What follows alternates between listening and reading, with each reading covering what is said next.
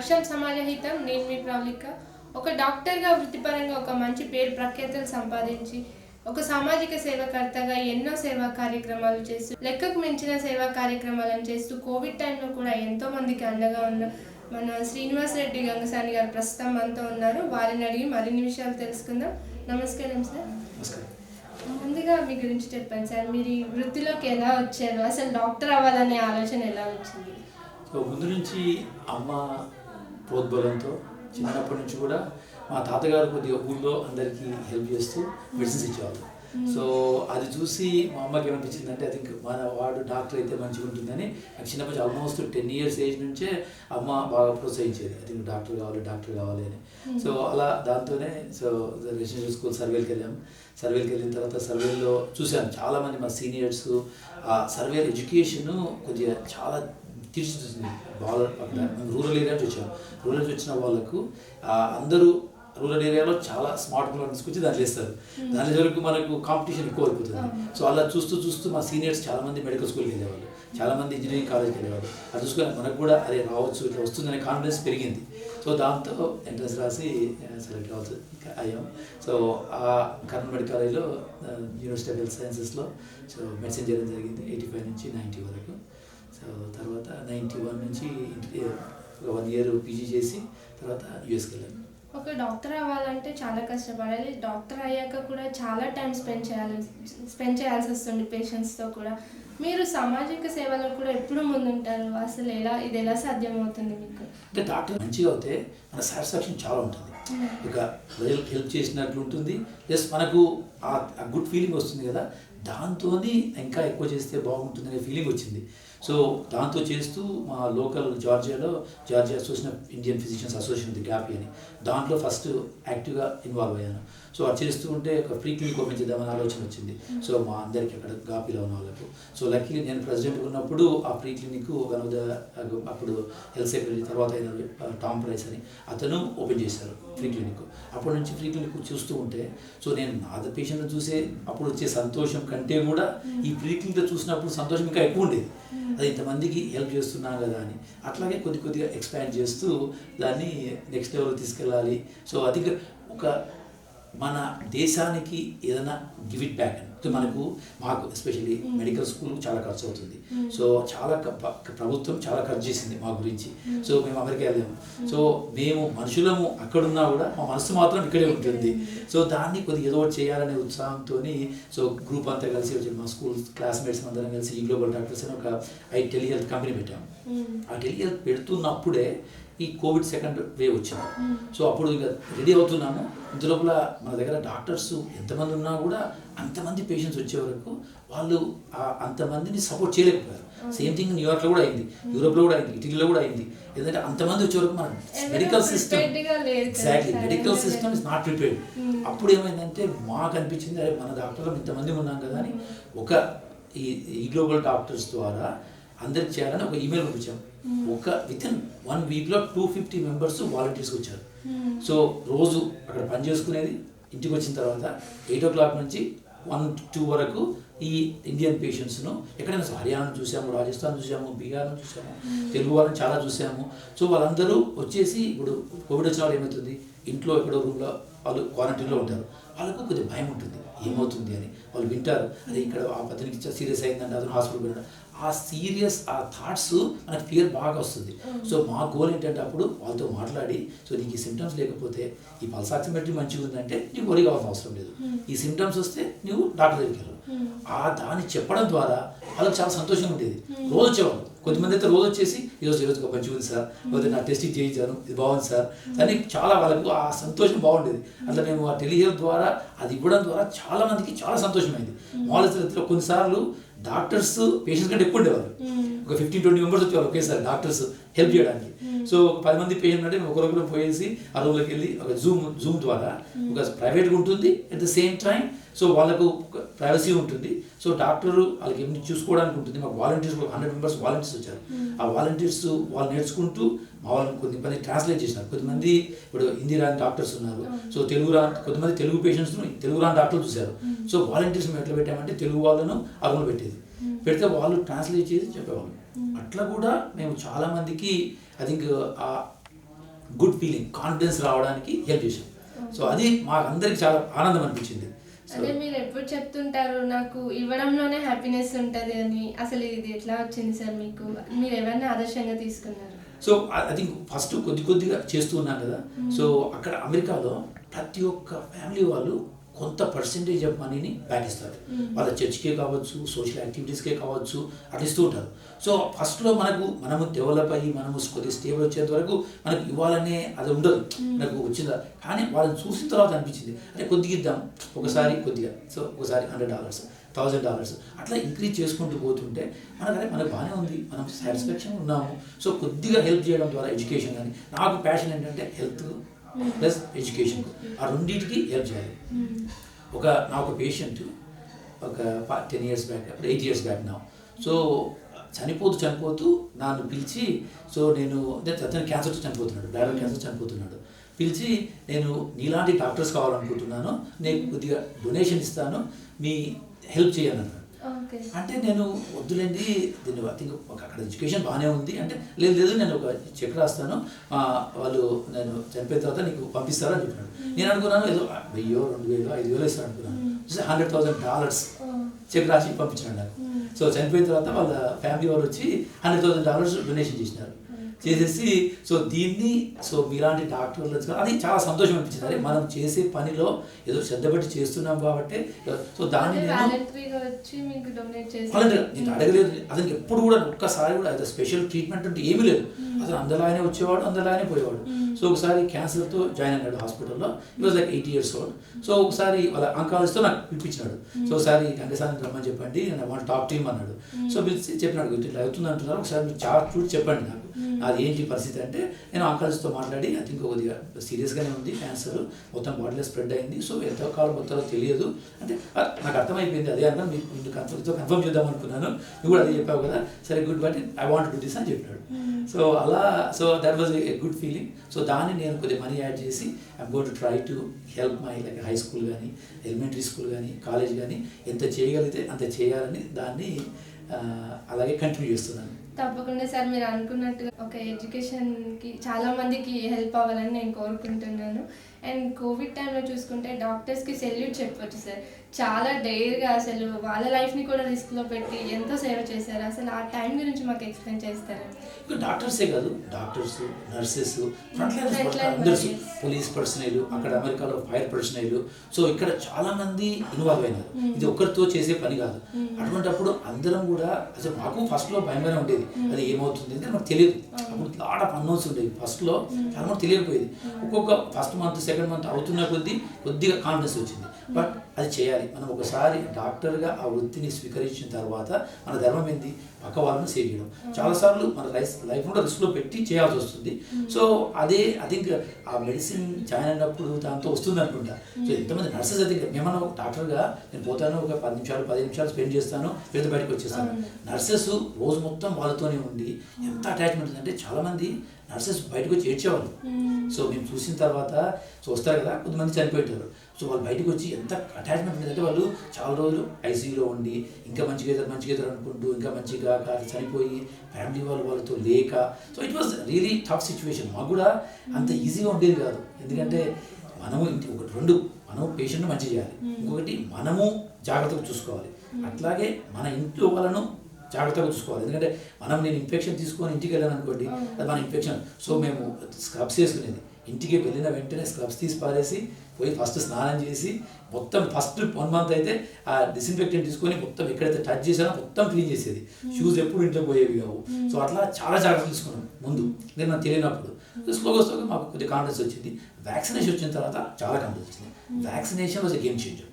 మీరు కోవిడ్ టైంలో కూడా చాలా మందికి చాలా డబ్బులు ఖర్చు పెట్టి మరి ఇక్కడ ఉన్న వాళ్ళందరికీ చాలా హెల్ప్ చేశారు. అసలు దాని గురించి చెప్తారు? సో అప్పుడు ఆపి అని American association of physicians Indian origin ఉంది, ఇక్కడ సేవా ఇంటర్నేషనల్ అని ఉంటుంది. సో ఈ గ్లోబల్ డాక్టర్స్ మేము ముగ్గురం కలిసి ఒక యూనిట్గా ఫామ్ అయ్యి ఎలా చేయాలి, కొన్ని డిఫరెంట్ ఆస్పెక్ట్స్ ఉంటాయి కదా. ఆ వన్ ఆస్పెక్ట్ వాజ్ ఆపి డిడ్ ఎ గ్రేట్ జాబ్. అప్పుడు ఫ్రెండ్ సుధాకర్ జున్లగడ్డ అని ప్రెసిడెంట్ ఉన్నారు. అప్పుడు ఒక ఈమెయిల్తో సో మొత్తం ఆపి వాళ్ళు $5 million డొనేట్ చేసినారు. So within 2 to 3 weeks. సేవ వాళ్ళు సేమ్ థింగ్, అప్పుడు $5 to $10 million రేజ్ చేసినారు. సో అన్నీ కలిపి ఎలా చేయాలి సో అనేది సేవా ఇంటర్నేషనల్ వాళ్ళు ఆపి వాళ్ళు కలిసి ఆక్సిజన్ జనరేటర్స్ దాంతోపాటు ఇక్కడ పంపించారు. అవే కొన్ని హైదరాబాద్లో తెలంగాణలో ప్రతి స్టేట్కు కొన్ని పంపించారు ఆక్సిజన్ కాన్సన్ట్రేటర్స్ అవి. అలాగే మేము ఈ గ్లోబల్ డాక్టర్స్ ద్వారా వాళ్ళ టెలిహెల్త్ ఆపి సేవా డాక్టర్స్ అందరం కలిసి ఈ గ్లోబల్ డాక్టర్స్ ద్వారా టెలిహెల్త్ సర్వీసెస్ చేసాము.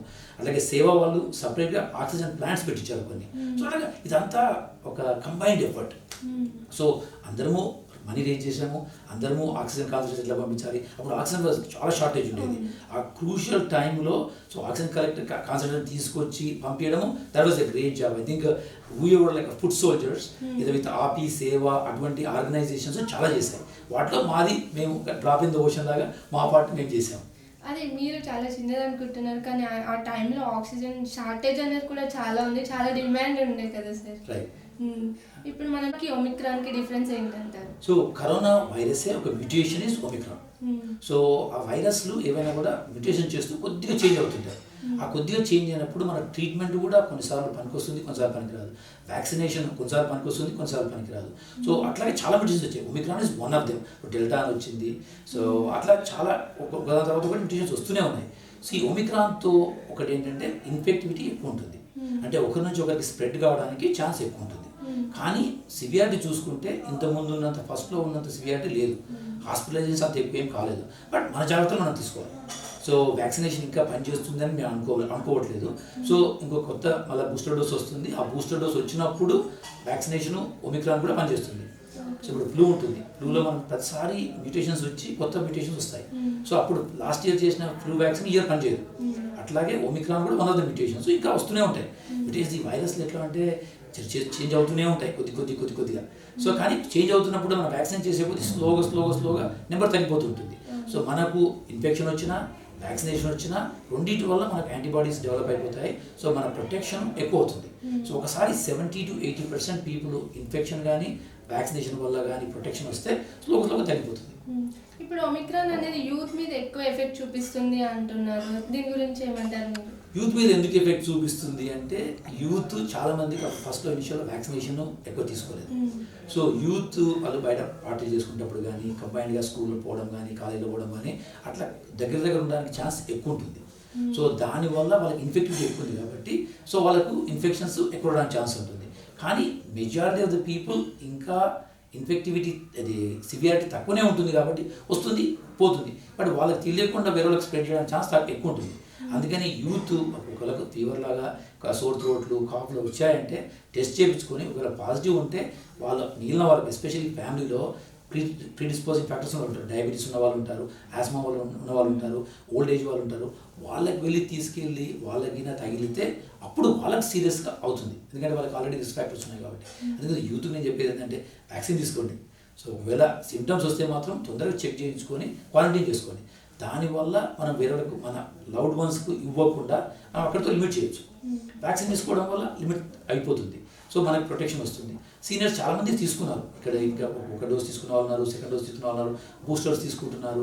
సో అమెరికాలో అయితే అందరు చాలామంది బూస్టర్ డోస్ ఆల్మోస్ట్ తీసేసుకున్నారు. ఆల్మోస్ట్ ఐ థింక్ 65-70% దాకా 2 డోస్ అయిపోయి 3rd డోస్కి వెళ్తున్నారు. ఇప్పుడు మనం లాస్ట్ టైం చూసుకుంటే ఎంటైర్ వరల్డ్ చాలా సివియారిటీ వచ్చి ప్రాబ్లమ్స్ ఫేస్ చేసాము. మళ్ళీ ఒమిక్రాన్తో అలాంటి ఛాన్సెస్ వచ్చేవి ఏమైనా ఉన్నాయంటారా? ఒమిక్రాన్తో అయితే కాదు, కాబట్టి కొత్త మ్యూటేషన్స్ ఎట్లా వస్తావో తెలియదు. కొత్త మ్యూటేషన్స్ వల్ల ఇంకా సీరియస్ మ్యూటేషన్ వచ్చి అట్లా సివియారిటీ అవుతే చెప్పాలి. ఒమిక్రాన్తో మాత్రం స్లోగా తగ్గిపోతుంది. ఇంత లాస్ట్ 1 monthలో మనకు తెలిసిన డేటా బట్టి చూసుకుంటే I think Omicron should not be that bad. I think it should go away pretty soon. But I think more mutations are going to come. Only time can tell. ఎట్లా ఉంటుంది అనేది only మన టైంలోనే తెలుస్తుంది next 1 monthలో. But my feeling is it's going to go slowly go down and down. In next few years it will get lot less. మనం ఇప్పుడు recent ఇయర్స్లో చూసుకుంటే వైరస్లు అనేవి వస్తూనే ఉన్నాయి. ఇంకా ఫ్యూచర్లో మేబీ కూడా కొత్త వైరస్ రావచ్చు. మనం వీటికి ప్రిపేర్డ్గా ఎలా ఉండాలంటారు ఒక డాక్టర్గా మీరు ఇచ్చే సజెషన్స్? సో డెఫినెట్గా బాడీ రెసిస్టెన్స్ని ఇంప్రూవ్ చేసుకోవాలి. సో బాడీ రెసిస్టెన్స్ ఇంప్రూవ్ చేసుకోవాలంటే మంచిగా తినాలి, ఎక్సర్సైజ్ చేయాలి. సో డయాబెటీస్ లాంటివి రాకుండా చూసుకోవాలి, ఎంత ఇన్సులిన్ రెసిస్టెన్స్ రాకుండా చూసుకోవాలి. మళ్ళీ దానికి సేమ్ ఎక్సర్సైజ్ డయట్ వాళ్ళు చేయడం ద్వారా. సో ప్రోటీనేషియస్ ఫుడ్ తినడం వల్ల మన యాంటీబాడీస్ ఇమ్యూన్ రెస్పాన్స్ పెరుగుతుంది. వైటమిన్ డి డెఫిషియన్సీ లేకుండా, కాల్షియం డెఫిషియన్సీ లేకుండా, జింక్ డెఫిషియన్సీ లేకుండా ఇటువంటివన్నీ చేసుకుంటూ ఉంటే మనకు రెసిస్టెన్స్ పెరుగుతుంది. సో ఒక ఇండియన్ ఫిలాసఫీ ఏంటంటే మనం మోర్ రియాక్టివ్ ఉంటాం. ఏంటంటే జబ్బు వచ్చినప్పుడే పోయి ఏమైనా చేసుకోవాలని. అది అట్లా ఉండకుండా ప్రోయాక్టివ్ ఉండాలి. ప్రోయాక్టివ్ అంటే మనకి మంచిగా ఉన్నప్పుడే ఏది మంచిగా ఉంది, ఏది మంచిగా లేదు, మన హిమోగ్లోబిన్ మంచిగా ఉందా, మన బ్లడ్ షుగర్ మంచిగా ఉందా, మన రెసిస్టెన్స్ ఎట్లా ఉంది, ముందే చూసుకుంటే వచ్చిన తర్వాత ప్రాబ్లం అవుతుంది. సేమ్ థింగ్ హార్ట్ డిసీజ్ కూడా, ఇండియన్స్లో heart disease 4 to 5 times Americans కంటే ఎక్కువ వస్తుంది. కానీ మన వాళ్ళు ఏం చూసుకోరు. సో ఏం చేస్తారు, అప్పుడు హార్ట్ అటాక్ వచ్చినాక కానీ లేకపోతే చెస్ట్ పెయిన్ వచ్చినా కానీ అప్పుడు పోయి అప్పుడు ట్రీట్మెంట్ చేసుకుంటే అది టూ లేట్. 20s, 30sలోనే బ్లాకేజ్ ఫార్మ్ స్టార్ట్ అవుతుంది. సో ముందే మనం కొలెస్ట్రాల్ చెక్ చేసుకొని ఎక్సర్సైజ్ చేస్తూ డయాబెటీస్ ఉందా లేదా చెక్ చేసుకుంటూ ఆ రిస్క్ ఫ్యాక్టర్స్లో కంట్రోల్ చేసుకుంటే మనకు 40sలో 50sలో 60sలో ఆ బ్లాకేజ్ రాకుండా చూసుకోవచ్చు. ఇప్పుడు మీరు వేరే కంట్రీలో వర్క్ చేస్తున్నారు కాబట్టి అక్కడికి ఇక్కడికి వైద్య రంగంలో ఉన్న టెక్నాలజీస్ గురించి డిఫరెన్సెస్ ఏమైనా ఉన్నాయంటారా? ఇంకా ఎలాంటి ఇంప్రూవ్మెంట్స్ ఉంటే బాగుంటాయంటారా? సో నేను చదువుతున్నప్పుడు 90sలో 80sలో 90sలో చదువుతున్నప్పుడుతో కంపేర్ చేసుకుంటే ఇండియా ఆల్మోస్ట్ యూరోపియన్ కంట్రీస్తో కానీ అమెరికాతో కానీ ఈక్వలెంట్గా టెక్నాలజీ వస్తుంది. ఏ టెక్నాలజీ యూఎస్లో వచ్చినా ఏ ప్రొసీజర్స్ యూఎస్లో కానీ యూరోప్లో కానీ చేసినా కూడా వితిన్ ఫ్యూ మంత్స్లో ఇండియన్స్ డాక్టర్స్ చేస్తున్నారు. సో వీళ్ళు అక్కడికి వస్తున్నారు, ట్రైన్ అవుతున్నారు, వాళ్ళు అక్కడి నుంచి ఇక్కడికి వస్తున్నారు. సో మ్యూచువల్ కొలాబరేషన్ చాలా పెరిగింది. సో ఒకరి నుంచి ఒకరు బాగా నేర్చుకుంటున్నాం. సో ఇక్కడ అప్పుడు రుమాటిక్ ఫీవర్ గురించి అమెరికా నుంచి స్టడీ చేసిన వాళ్ళు ఉన్నారు, అమెరికన్ డాక్టర్స్ అక్కడికి వచ్చి టీచ్ చేసిన వాళ్ళు ఉన్నారు. ఇప్పుడు అక్కడ చేసే రీసెర్చ్ను ఇక్కడ చాలా తొందరగా తీసుకొస్తున్నారు. సో మేము గ్లోబల్ హెల్త్ సమిట్ చేసాం last 2 years back. I was chair for the global health summit. అప్పుడు చేసినప్పుడు మేము అంకాలజీ వర్క్షాప్ పెట్టాము, ఆర్థోపెడిక్ వర్క్షాప్ పెట్టాము, పీడియాట్రిక్ వర్క్షాప్ పెట్టాము, జిఐ వర్క్షాప్ పెట్టాము. సో అవన్నీ ఇక్కడ ఉన్న లోకల్ డాక్టర్స్, అక్కడ నుంచి వచ్చిన డాక్టర్స్ అందరు కలిసి మీరేం చేస్తున్నారు, మేమేం చేస్తున్నాం, ఒకరి నుంచి ఒకరు నేర్చుకోవడం, అది అట్లా చాలా జరుగుతుంది. కాబట్టి టెక్నాలజీ ట్రాన్స్ఫర్ కానీ అవన్నీ చాలా ఫాస్ట్గా అవుతున్నాయి. సో ఇక్కడ ఉన్న టెక్నాలజీతో మనం ఆల్మోస్ట్ అమెరికాలో చేసి చాలా మటుకు చేసేయచ్చు. కొద్దిగా ఫ్యూ మంత్స్లో వచ్చేస్తుంది. కొద్దిగా కాస్ట్ ఉంటుంది ఫస్ట్ వచ్చినప్పుడు. అది ఇప్పుడు గవర్నమెంట్ ఆరోగ్యశ్రీ అటువంటి పథకాల ద్వారా చాలామందికి పూర్ పీపుల్కు హార్ట్ సర్జరీ చేయించడం కానీ అవి చాలా ఈజీ అయిపోయింది compare to what it use to be 20 years ago. ఇప్పుడు మీరు ఒక మంచి డాక్టర్గా గుర్తింపు పొంది ఎంతోమందికి సేవలు చేస్తున్నారు. మీరు చేసిన సేవలకు గుర్తించి మీకు అవార్డ్స్ ఇచ్చి చాలామంది సన్మానం కూడా చేశారు. మీ లైఫ్లో ఉన్న మెమరబుల్ మూమెంట్స్ గురించి మాకు చెప్తారా? So memorable moments, first to become a doctor. So another memorable moment is one of my patients giving $100,000 to improve the quality, to get doctors like me. So getting gold medals in a medical school was very, I think I never was expecting that, but getting a gold medals was really good, recognizing the education and the hard work we do in the medical school. But I think every patient చూసినప్పుడు వాళ్ళు మళ్ళీ బయటకు వచ్చి తర్వాత ఇవో నాకు చేయడం వల్ల ఇంత మంచిగా. ఒక ఎగ్జాంపుల్ ఒక పటేల్ పేషెంట్ ఉండేవాడు, దేశీ Gujarati patient. So almost heart bypass అయిన తర్వాత ఆల్మోస్ట్ చనిపో స్థితిలో ఉన్నాడు. సో నేను పోయి చూసి ఇంకా కొంచెం రోజులు చూద్దాము మంచిగా వద్దాం. లక్కీలీ బయటకు వచ్చాడు. తర్వాత 13 ఏళ్ళు బతికాడు. తర్వాత అప్పుడు 80sలో ఉన్నాడు, చనిపోయినాడు. 13 ఏళ్ళు బతికాడు. అయితే ఒకసారి నేను ఆ వెకేషన్లో ఉన్నాను, అదే ప్రాబ్లం నాకు కాల్ చేశాడు. సో నేను మా పార్ట్నర్కి కాల్ చేసి ఇది ఇట్లా ఉంది అని చెప్పాను. అతను అనుకున్నాడు నేను చూడను ఇంకా, సో ఇదే నా లాస్ట్, నీకు కాల్ చేస్తున్నాను, బాగా ఆయాసం వస్తుంది అన్నాడు. నేను బ్యాక్ వచ్చాను, వెకేషన్ వచ్చి తను ఫాలోఅప్ చేయడానికి వచ్చాడు. వచ్చేసి సాష్టాంగా పడిపోయినాడు. వస్తున్నాను రూమ్లోకి, వస్తున్నాడు, మీరు పటేల్ మీరు ఇంత పెద్దోళ్ళు ఇట్లా చేయకూడదు, మంచిది కాదు, నాకు మంచిది కాదు, మీకు మంచిది కాదు. సో ఈ వాజ్ లైక్ నేను అయిపోయింది అనుకున్నాను. మా ఊళ్ళో ఎవరికి ఇట్లా కాళ్ళ చుట్టూ వాపులు వచ్చినా కూడా నేను చనిపోయేది అనుకున్నాను. నువ్వు అక్కడ నుంచి అలాస్కా ఉన్నాను. అప్పుడు నేను అలాస్కా నుంచి మీ పాటలు చెప్పి ఏం చెప్పావో తెలియదు కదా నాకు. సో అట్లా that was like a good moment. ఇప్పటికి కూడా వాళ్ళ వైఫ్ ఎప్పుడు ఏదో అవసరం ఉన్నా కూడా ఇప్పుడు నా దగ్గర వస్తుంది. Even though they live like almost 60 miles away from where I practice. Still ఇప్పటికి కూడా వాళ్ళ ఇంట్లో ఎవరికి ఏమైనా కూడా ఫస్ట్ గంగసాన్ దగ్గర పోయి మాట్లాడండి, తర్వాత ఏమైనా చేద్దామంటారు. సో అట్లా ఆ కాన్ఫిడెన్స్ ఉంటుంది చూడరు, ఆ ట్రస్ట్ వాళ్ళలో రావడము అది మా అదృష్టం. అది డాక్టర్స్గా. సో ఆ ట్రస్ట్ ఇవ్వడం ద్వారా, ఒక మంచి పని చేయడం ద్వారా వచ్చే సంతోషము ఇంకా దేంట్లో రాదు. ఎండార్ఫిన్స్, డోపమిన్స్ రిలీజ్ అవుతాయి కదా బాడీలో, ఎక్సర్సైజ్ చేసినప్పుడు రిలీజ్ అయ్యాయి. అట్లాగే ఇటువంటి ఫీలింగ్స్ వచ్చినప్పుడు బాగా మంచిగా అనిపిస్తుంటుంది. ఇప్పుడు మనం జనరల్గా చూసుకుంటే ఒక పేషెంట్కి ట్రీట్మెంట్ కన్నా వాళ్ళ మెంటాలిటీ చేంజ్ చేసి వాళ్ళకి ఇచ్చే ధైర్యం వల్లనే తొందరగా క్యూర్ అవుతారంటారు. మీరు దీన్ని ఎలా సపోర్ట్ చేస్తారు? డెఫినెట్గా. అది కొద్దిమంది నేను మామూలుగా 6 months ఒకసారి చూస్తాను అనుకోండి పేషెంట్. మీరు 6 months కాదు 1 year తర్వాత చెప్తారు. వాళ్ళతో బార్గెన్ చేస్తారు. 6 months చేస్తారు, మీ దగ్గరకు వచ్చి చూసి మాట్లాడిపోతే నాకు మంచిగా అనిపిస్తుంది, 8 months చూద్దాం, 9 months చూద్దాం. ఎందుకంటే జస్ట్ ఆ ప్లసిబో ఎఫెక్ట్ కూడా ఉంటుంది. వాళ్ళకి వచ్చి నేను మంచిగా బాగుంది, అంత హార్ట్ అంత కండిషన్ బాగుంది అని చెప్తే ఆ కాన్ఫిడెన్స్తో they can live lot longer. Medicines పనిచేస్తాయి డెఫినెట్గా. ప్లసిబోతో కూడా అంటే ఆ మంచి ఫీలింగ్ రావడం ద్వారా కూడా, ఆ కాన్ఫిడెన్స్ రావడం ద్వారా కూడా మన ఇమ్యూన్ సిస్టమ్ బూస్ట్ అవుతుంది. సో అటువంటివి అదే బెడ్ సైడ్ పర్సనాలిటీ అంటారు కదా, మన బెడ్ సైడ్ మేనర్స్ ఎట్లా ఉంటుంది బట్టి ఆ మంచి మాటలు చెప్పడం ద్వారా, వాళ్ళకు మంచిగా మాట్లాడడం ద్వారా ఆ సంతోషం వల్ల వాళ్ళు ఇంకా ఎక్కువ రోజులు బతుకుతారు. అంతే. ఇంకా మీరు ఫ్యూచర్లో ఎలాంటి సేవా కార్యక్రమాలు చేయాలనుకుంటున్నారు? దీంట్లో కంటిన్యూ చేస్తూ ఎడ్యుకేషన్కు, హెల్త్కు ఎంత వీలైతే అంత, ఇప్పుడు ఫస్ట్ ర్యాంకర్స్ వాళ్ళకు స్కాలర్షిప్స్ లాగా పెట్టి, పూర్ స్టూడెంట్స్ ఉంటే, ఎక్కడైనా పూర్ స్టూడెంట్స్ ఉంటే మా చేతనైనంత సహాయం చేస్తూ వాళ్ళకు మంచి ఎడ్యుకేషన్ రావడానికి చేసుకుంటే, దానివల్ల ఆ ఎడ్యుకేషన్ వల్ల వాళ్ళు ఇంకో 10 మందికి మంచిగా చేస్తారు. ఒక మనిషి డాక్టర్ కావడం వల్ల 10 మందికి హెల్ప్ చేస్తాడు. మంచి ఎడ్యుకేషన్ రావడం వల్ల పల్లెటూరు, ఎస్పెషల్లీ రూరల్ ఏరియాస్లో చాలా కష్టాలు ఉంటాయి. సో మేము చిన్నప్పుడు రూరల్ చూసాం కదా. సో వాళ్ళకు, అటువంటి వాళ్ళకి హెల్ప్ చేయడం ద్వారా మనకు మంచిగా ఉంటుంది. సో వాళ్ళు వచ్చిన తర్వాత ఇంకో 10 మందికి హెల్ప్ చేయడానికి మనం ఛాన్స్ ఇచ్చిన వాళ్ళం అవుతాం. అది that's what I want to. Health and education are my passion. So అది I want to continue keep doing it as long as I can.